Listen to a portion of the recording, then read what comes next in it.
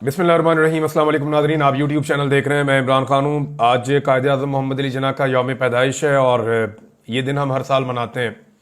बचपन से ही मैं देख रहा हूँ, हम मनाते चले आ रहे हैं। लेकिन क्या हम बहैसियत कौम कायद-ए-आज़म मोहम्मद अली जिन्ना का सामना कर सकते हैं? क्या हमने पाकिस्तान को वैसे चलाया जैसे कायद-ए-आज़म मोहम्मद अली जिन्ना चाहते थे? क्या इदारे वैसे काम कर रहे हैं जैसे वो चाहते थे? क्या जिस मकसद के लिए उन्होंने ये मुल्क बनाया, ये मुल्क उसी मकसद के तहत चल रहा है? या जिस रास्ते पे उन्होंने चाहा कि ये कौम चले, हम उस रास्ते पे चल रहे हैं? क्या इस मुल्क में वैसे इलेक्शन होते हैं जैसी जमहूरियत कायद-ए-आज़म मोहम्मद अली जिन्ना चाहते थे? क्या मुल्क में हमने आइन और कानून के साथ खिलवाड़ नहीं किया? एक वकील ने इस मुल्क को बनाया था जो कानून और आइन का मानने वाला था। हमेशा उसने कानून की पासदारी की और हमने एक वकील के बनाए हुए मुल्क को लाकानूनियत की आमाजगाह बनाकर रख दिया है। इस मुल्क के जजेस, इस मुल्क के जर्नैल, सहाफ़ी, सियासतदान, ब्यूरोक्रेट, ताजर, बिजनेसमैन कायद-ए-आज़म का सामना कर सकते हैं आज? मुझे तो नहीं लगता कर सकते हैं। कायद-ए-आज़म ने जो कुछ भी कहा, हमने उसका उलट किया इस मुल्क में। अब तक हमने अपने कायद को वो इज्जत नहीं दी जो हमें देनी चाहिए थी।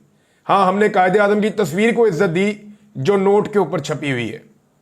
कायद-ए-आज़म की उस तस्वीर को, उस नोट को हमने सीने के साथ लगाकर रखा, बल्कि नोटों की गड्डियों को हमने सीने के साथ लगाकर रखा। हमने वहां कायद-ए-आज़म को इज्जत दी और हमने किसी जगह पे उन्हें इज्जत नहीं दी। उनके जो फरमुदात थे, जो उन्होंने फरमाया, उन सारी चीजों को हमने फरामोश कर दिया।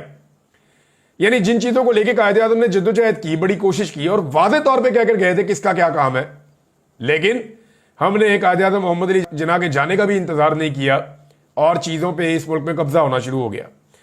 अब कायद-ए-आज़म का पाकिस्तान ये है या नहीं, ये आप मुझे कमेंट करके बता दें। मैं पढ़ के आपका जवाब आप ही को बता दूंगा। दूसरी बात यह है कि आज क्रिसमस थी और जो मसीही बरादरी है उनको उनकी खुशियां बहुत बहुत मुबारक हो। अक़लियतों के हवाले से ये पाकिस्तान में एक दिन आता है जिसपे सारे ये कहते हैं, तमाम लीडर्स अक़लियतों के बारे में बात करते हैं।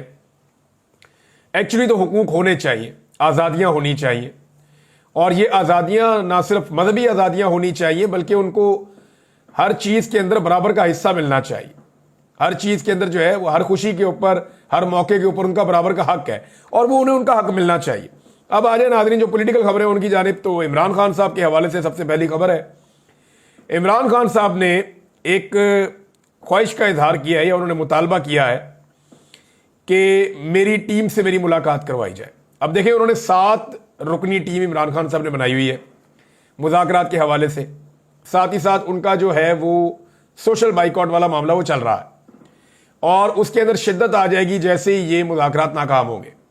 इमरान खान साहब ने वो थोड़ा रखा हुआ है और हल्का हल्का टच कर रहे हैं। लेकिन जिस वक्त मुज़ाकरात में नाकामी हुई या कोई भी बड़ी चीज़ हुई, इमरान खान साहब फौरी तौर पे जो है वो इसका हथौड़ा तेज़ कर देंगे और मुज़ाकरात नाकाम होने की सूरत में जो बाइकआउट की एक मुहिम इमरान खान साहब चला रहे हैं वो ज़्यादा तेज़ हो जाएगी। जिसमें सबसे पहले ये है कि ओवरसीज पाकिस्तानी रेमिटेंसेस ना भेजें और ये इस लेवल का बाइकआउट होगा कि इसके अंदर सिविल नाफरमानी की तहरीक है। सिंपली इसका ये कि सिविल नाफरमानी की तहरीक है। पहले मैंने जरा थोड़ा गलत बोल दिया था, माजरत चाहता हूं आपसे मैं।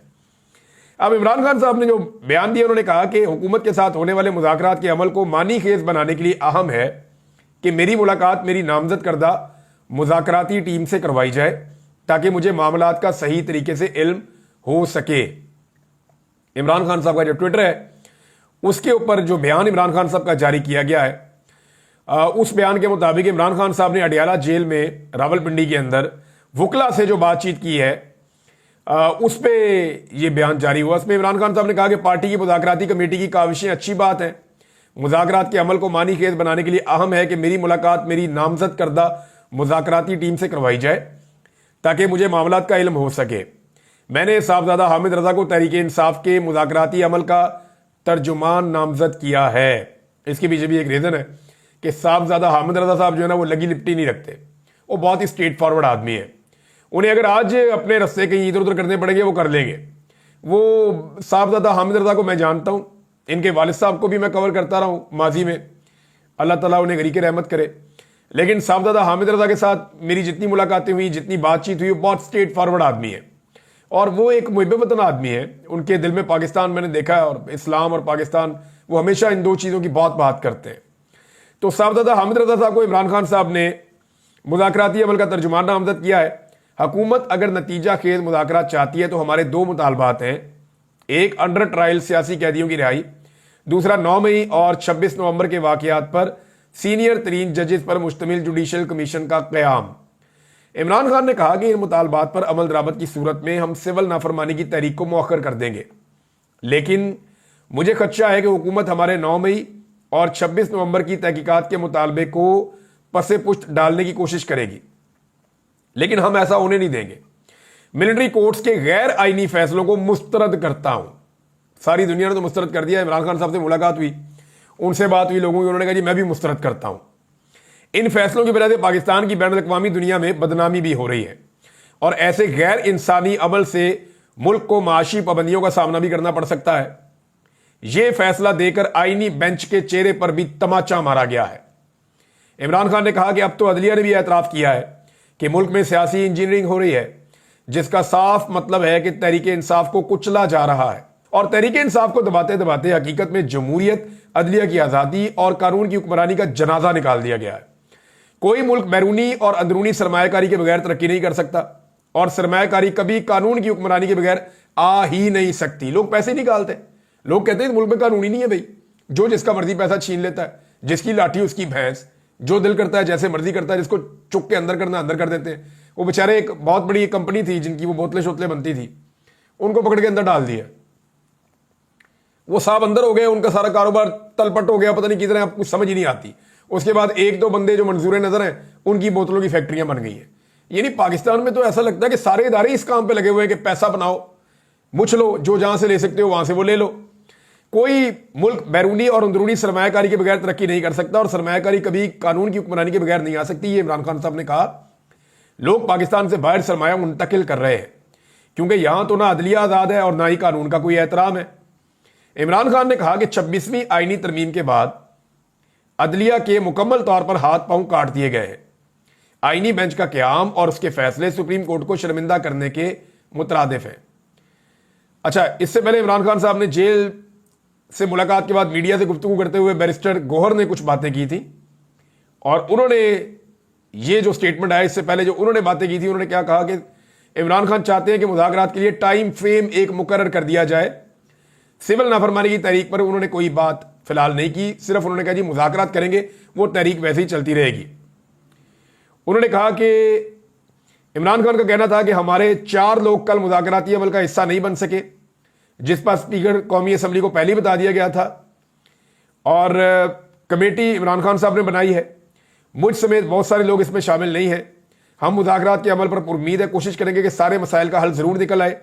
इमरान खान पर जितने मुकदमात बने वो सारे सियासी हैं, इन सब में जमानत हो चुकी है। इमरान खान ने कहा था कि एक ही रेफरेंस बचा था जिसका फैसला आइंदा माह होना है। हमें उम्मीद है कि अगर फेयर ट्रायल हुआ तो इमरान खान इसमें भी बरी हो जाएंगे और इन्हें जमानत मिल जाएगी। अच्छा जी, अब इमरान खान साहब के हवाले से ये जो फैसला आने वाला है अलकादर का, एक्चुअली तो एक ट्रैक रिकॉर्ड है कि जो फैसला आना है वो इमरान खान के खिलाफ आना है, लेकिन इस मरतबा हुकूमत के बाद और एस्टेब्लिशमेंट के बाद एक मौका है कि वो अपना रिकॉर्ड सीधा कर लें। यानी वरना उनका रिकॉर्ड बड़ा स्ट्रेट है कि जो भी अदालत जाएगी वहां पे जेल में इमरान खान साहब के खिलाफ ही फैसला देगी, उनके हक में कभी फैसला नहीं देगी। लेकिन यहां पे अगर इंसाफ किया जाए तो फिर एक थोड़ा सा एक कॉन्फिडेंस बिल्डिंग हो सकती है, जिसको CBMs कहते हैं, कॉन्फिडेंस बिल्डिंग मेजर्स हो सकते हैं कि थोड़ा सा एतमाद की बहाली हो सकती है लोगों में भी और इमरान खान साहब में भी। लेकिन इस फैसले को जो है वो मौखर कर दिया गया। फैसले को ले गए जानबूझ के उन तारीखों के बाद जिन तारीखों में मुज़ाकरात होने हैं। यानी 2 तारीख को मुज़ाकरात हैं तो फैसले को शिफ्ट कर दिया 6 तारीख को। तो मुज़ाकरात के नतीजे में क्या होगा, उसके नतीजे में फैसला करेंगे कि फैसला क्या करना है। अब आप अंदाजा करेंगे पाकिस्तान में अदालती निज़ाम कैसे चल रहा है। अब यहां एक खबर और है और वो रिचर्ड ग्रेनल के हवाले से है। ये खबर बढ़ती चली जा रही है। देखिए, पहले पाकिस्तान के मीडिया ने इसका मजाक उड़ाया था।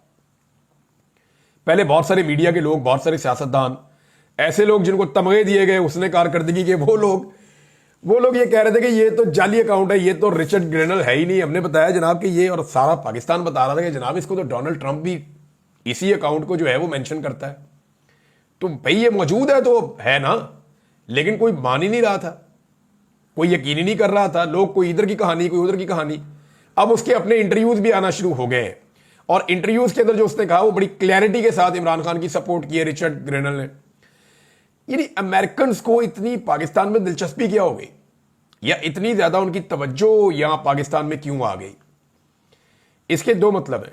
नंबर एक यह है कि ओवरसीज पाकिस्तानियों ने बड़ी तफसील के साथ आने वाली हुकूमत या इंतजामिया को जो कुछ पाकिस्तान में हुआ वो सब कुछ बताया कि जुल्म कितना हुआ, जबर कितना हुआ, गिरफ्तारियां कितनी हुई, इमरान खान के साथ क्या हुआ, उसके केसेस कैसे हैं, सहाफियों के साथ क्या हुआ, आम आवाम के साथ क्या हुआ, चादर और चार दीवारी के तकद्दुस का क्या हुआ, आम इंतखाबात का क्या हुआ, इंतखाबात के नताइज का क्या हुआ और किस तरीके से इलेक्शन चोरी करके जाली हुकूमत बना दी गई। उनको हर चीज का पता है।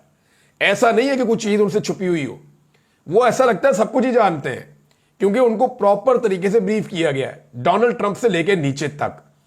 अब रिचर्ड ग्रेनल की पहले खबरें नहीं चला रहे थे, अब खबरें पाकिस्तानी मीडिया चलाना शुरू हो गया है। उसकी वजह यह है कि आने वाले दिनों में ये कोई मसाला लगा के तो कोई बयानियां बनाना शुरू करेंगे नवाज शरीफ के हक में, जनाब देखे ना हमारी हुकूमत गिरा दी गई, देखे ना इमरान खान को अमेरिका ने बाहर निकाला, इमरान खान को अमेरिका ने अंदर डाला था। अब ये अमेरिका का पीछे से सिर्फ हाथ हट जाए, इमरान खान खुद ही बाहर आ जाएगा। पाकिस्तानी एस्टेब्लिशमेंट अमेरिकन एस्टेब्लिशमेंट के आशीर्वाद के बगैर इतनी बड़ी पॉलिटिकल पार्टी के साथ इतना जुल्म और जबर नहीं कर सकती। पूरी दुनिया से आवाजें आना शुरू हो जाएंगी। अब टीवी के ऊपर खबरें चलना शुरू हो गई हैं, लेकिन एक चीज हम सबने याद रखनी है, यह मामला शुरू कहां से हुआ था। देखिए, इसको भूलना नहीं है, यह मामला शुरू हुआ था जियो टेलीविजन की एक शरारत से। जो जंग ग्रुप है, जियो ग्रुप है मीर साहब का, उसकी एक शरारत से यह मामला शुरू हुआ था। उन्होंने डीग्रेड करने के लिए पहले डोनाल्ड ट्रंप को एक गंदे तरीके से पोर्ट्रे किया जब वो सदारती इलेक्शन जीता। उसके बाद जब रिचर्ड ग्रेनल को लगाया गया तो सिर्फ इस बुनियाद पे कि वो इमरान खान की आजादी का माजी में एक दफा कह चुका था कि छोड़ देना चाहिए इमरान खान को, ज्यादती हो रही है, और उसकी इलेक्शन कैंपेन के अंदर भी वो कह चुका था। अब मामला यह है कि यही रिचर्ड ग्रेनल जो है, ये जैसे ही इसको ओहदा ट्रंप ने दिया तो जियो ने अपना बुग्स दिखाते हुए इमरान खान साहब से इसके खिलाफ हतक आमेज खबरें छापना शुरू कर दी। वहां से यह मामला शुरू हुआ। जियो की एक शरारत और एक बेवकूफी से यह मामला शुरू हुआ था और अब यह बयानियां बनाने की कोशिश करेंगे, लेकिन बयानियां बनना नहीं है। कम से कम ये जो अगला इलेक्शन आ रहा है ना, चाहे वो 4 महीने में आए, चाहे वो 6 महीने में आए, चाहे वो 1 साल में आए, जो अगला इलेक्शन आ रहा है, चाहे वो 2025 में आए, 2026 में आए, उस इलेक्शन में जो मौजूदा रजीम है या जो हुकूमत इस वक्त बनी हुई है मुख्तलिफ पॉलिटिकल पार्टीज की, इसके पास मार्जिन नहीं है कि ये इलेक्शन जीत सके। ये बात बड़ी लाउड एंड क्लियर है और मैं आपको बता रहा हूं क्योंकि ये इलेक्शन अब इमरान खान साहब का जो मर्जी कर ले।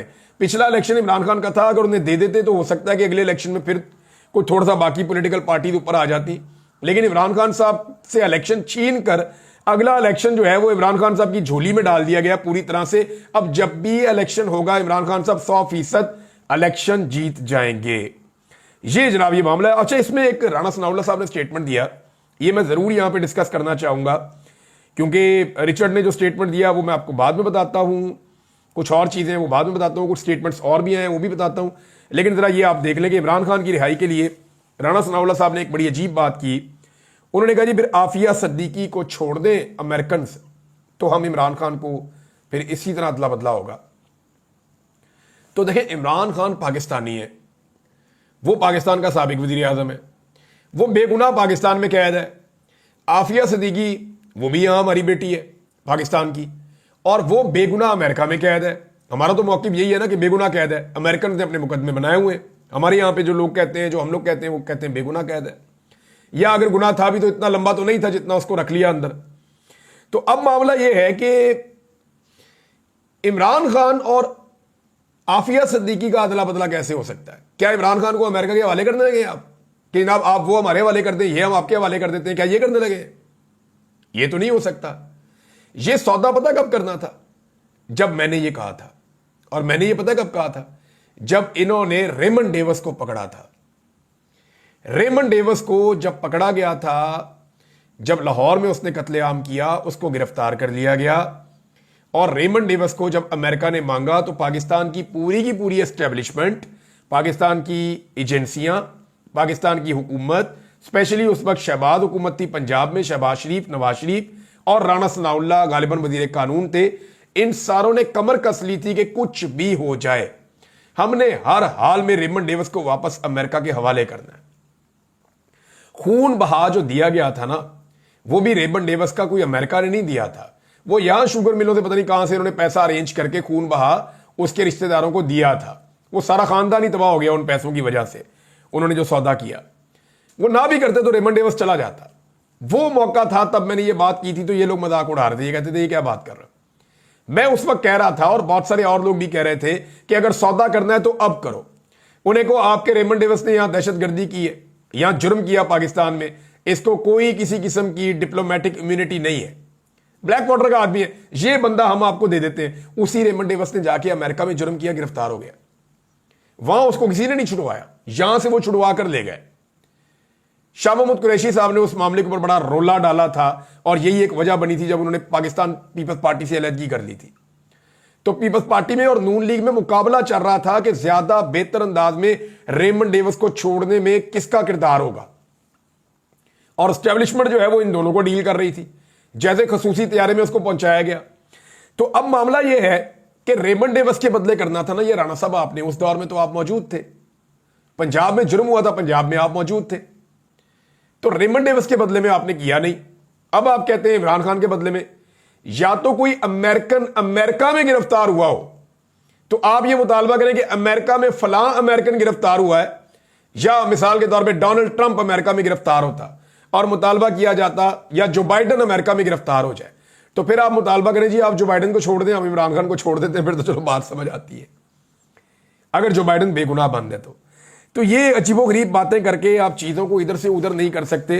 कुछ खबरें और नाज़रीन आपको देनी है, लेकिन पहले इतना ये रिचर्ड ग्रेनल ने क्या कहा। उन्होंने कहा कि पाकिस्तान के साबिक वज़ीर आज़म इमरान खान को जेल से रिहा किया जाना चाहिए। और टीवी को इंटरव्यू वो दे रहे थे, अमेरिकन टीवी को, उन्होंने कहा कि बानी पीटीआई को रिहा किया जाए। ये मैं दबे लफ्ज़ों में नहीं कह रहा, मैं खुलकर कह रहा हूं कि इमरान खान को रिहा किया जाए। उन्होंने कहा कि अक्लो फहम रखने वाले गैर रवायती जो सियासतदान हैं इमरान खान साहब हैं, और वो एक बड़े शानदार क्रिकेटर भी हैं, वो कैप्टन भी रहे हैं, फिर वो जो बात करते हैं वो कॉमन सेंस से बात करते हैं इमरान खान साहब। नॉर्मली हमारे जो लीडर थे उनमें कॉमन सेंस नहीं होती। तो डोनाल्ड ट्रंप भी एक बड़ा जहीन आदमी अपने तरीके से चलता है, तो इमरान खान साहब जो है उनमें भी जहानत है। तो इमरान खान साहब अपने मुंह से कई मरतबा कहते थे कि इनको वेस्ट को कैसे कंट्रोल करना है, इनसे कैसे बात करनी है, ये मुझे पता है। और आज वो जेल में है, उस आदमी वो सुन तो नहीं रहा ना, लेकिन इसकी बात की सदाकत के ऊपर मोहर लग रही है कि वाकई में अगर किसी ने वेस्ट को डील किया है ना तो इमरान खान ने किया है। उनके खिलाफ स्टेटमेंट्स भी दिए, जिस जगह पे उन्होंने ज्यादती की वहां पे उनको पॉइंट आउट किया, और हर जुल्म और ज्यादती के खिलाफ ना सिर्फ इमरान खान खड़ा हुआ, बल्कि आज इमरान खान मुश्किल में तो वो कह रहे हैं जी बंदा ठीक है, वो बात सही करता था, चापलूसी से अंग्रेज नहीं मानता, वो स्ट्रेट फॉरवर्ड किस्म के लोग हैं। तो इमरान खान ने उनको बेहतर डील किया। रिचर्ड ने कहा कि इमरान खान पर सदर ट्रंप की तरह के करप्शन के बहुत सारे झूठे इल्जामात हैं। इमरान खान को भी पाकिस्तान की हुक्मरान जमात ने जेल में डाला है। वो वज़ीर आज़म के लिए इंतखाब लड़ना चाहते हैं तो अवाम को फैसला करने देना चाहिए। ट्रंप इंतजामिया के दौर में ताल्लुकात बहुत अच्छे थे इमरान खान से। बतौर वज़ीर आज़म अमरीकी सदर ट्रंप से अच्छे ताल्लुकात थे। इमरान खान सिस्टम के बाहर के आदमी थे, यही तो प्रॉब्लम है, आउटसाइडर है। मैं पहले कई दफा कह चुका हूं कि इमरान खान एलियन है इस सिस्टम के लिए, और सिस्टम इमरान खान को हजम नहीं कर पा रहा, और इमरान खान सिस्टम को ठीक करना चाह रहे हैं। उन्होंने कहा ट्रंप से अच्छे ताल्लुकात थे और रवायती सियासतदान नहीं है, इसलिए वो बड़ी साफ बात करते हैं। उन्होंने कहा कि जी जो बाइडन इंतजामिया ने गुज़िश्ता 4 साल जो कुछ नज़रअंदाज किया है और कोई पेशरफ्त नहीं की है, अब जाते जाते वो ऐसा दिखाना चाह रही है जो बाइडन इंतजामिया जैसे उन्हें बहुत परवाह है। इसको हमारी जुबान में कहते हैं गोगलुओं से मट्टी झाड़ना। वो अब गोगलुओं से मट्टी झाड़ना चाह रहे हैं, लेकिन कोई पेशरफ्त उन्होंने नहीं की। नाउ इट्स टू लेट, ये बात वो पहले भी कह चुके हैं। एक ट्वीट नाजरीन और आया है, वो मैं आपके साथ शेयर कर देता हूं। ये क्लॉडिया वेब, ये बरतानवी रुकन है पार्लियामेंट की, उन्होंने इमरान खान को रिहा करने का मुतालबा किया। उन्होंने कहा कि इमरान खान की मुसलसल कैद हमें इस बात की याद दिलाती है कि इक़्तिदार हमेशा सच्चाई से डरता है। उन्होंने मजीद कहा कि इमरान खान की कैद की कोई कानूनी बुनियाद नहीं है और यह बैनुल अक़वामी कवानीन और पाकिस्तानी अवाम के जमहूरी हुकूक की खिलाफ वर्जी है। ये जनाब एक और ट्वीट भी आ गया है, और एक के बाद एक ट्वीट आ रहा है और आते ही चले जा रहे हैं, तो ये बात बढ़ती जाएगी।